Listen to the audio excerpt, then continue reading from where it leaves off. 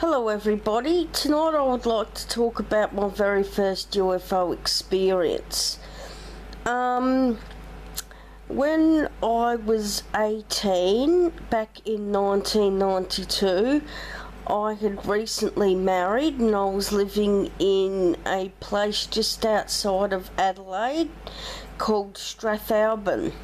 I was married to my first husband, David, and several times in our relationship he stated that he had seen UFOs, and that he'd seen one with his brother one night when he was about 9, and he claimed several times that since then he'd been followed by UFOs, and had basically been stalked by them.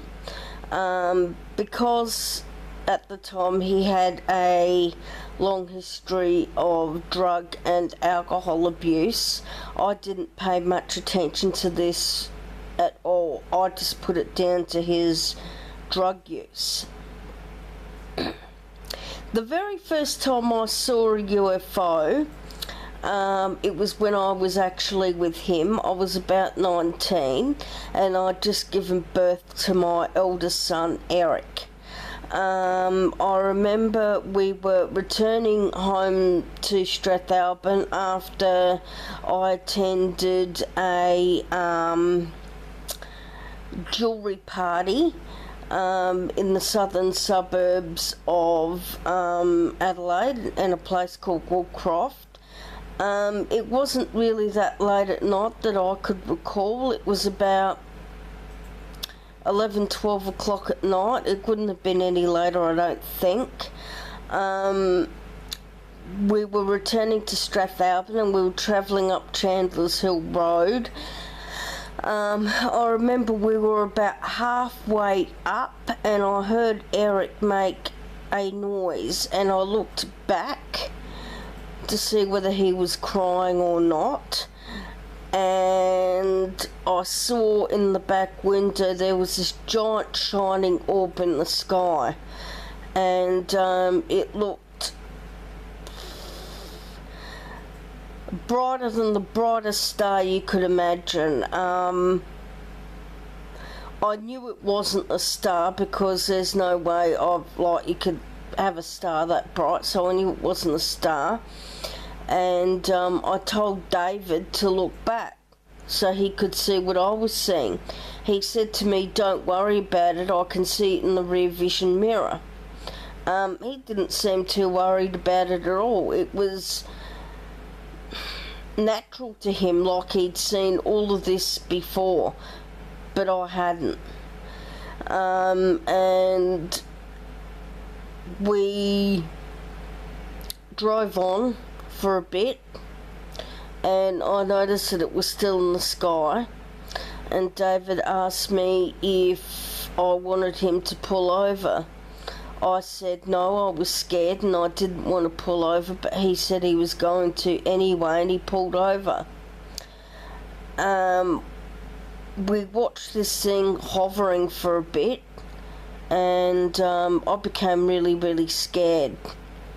I don't know why, but I became really scared. I think it was the fear of the unknown, and I just started screaming and screaming, and David said to me, "Okay then, we'll go." Anyway, so we drove home, which was maybe another 20-30 minutes away, and we made it home, and it was still in the sky, in the horizon, this giant orb, and I was standing on the veranda. I felt comfortable enough to do that, and we were watching it, and it was getting bigger and larger, and it was also, the best way you could put it was playing in the sky. It was darting backwards and forwards and stuff like that, and David went and got our telescope, which was in the backyard, on the back porch. He went and he got that, and I took it from him, and I was setting it up, and I focused it, and I had a good look at this orb, and what I basically saw was a cylindrical shaped object with like lights all around it, blue, purple, pink, red, green, and they were just flashing on and off. And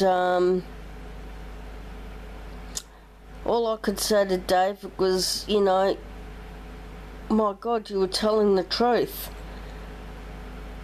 It wasn't all lies what you were saying. And he just looked at me and said, yeah, I know. And anyway, so we both sat there and watched it.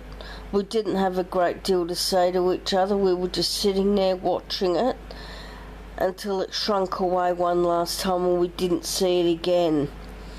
Over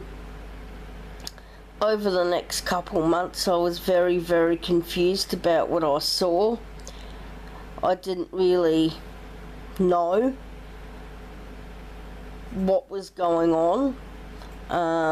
In those days, we didn't have anything like internet forums or chat groups where you could talk with like-minded people about these things.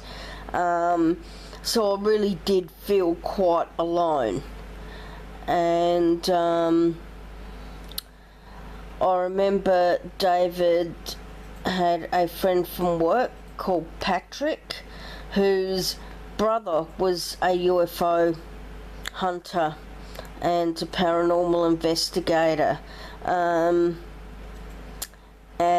he came around one afternoon with David's friend Patrick, and he had some videos and we were watching them. These videos consisted of Area 51. There was a video about Bob Lazar, and there was another video about alien abduction. And it was like a light opening up inside of me. I had no idea that I wasn't the only one that had actually been through this experience. And I've basically been out there searching for the truth ever since. In future episodes, I hope to bring you some of what I found. Thank you.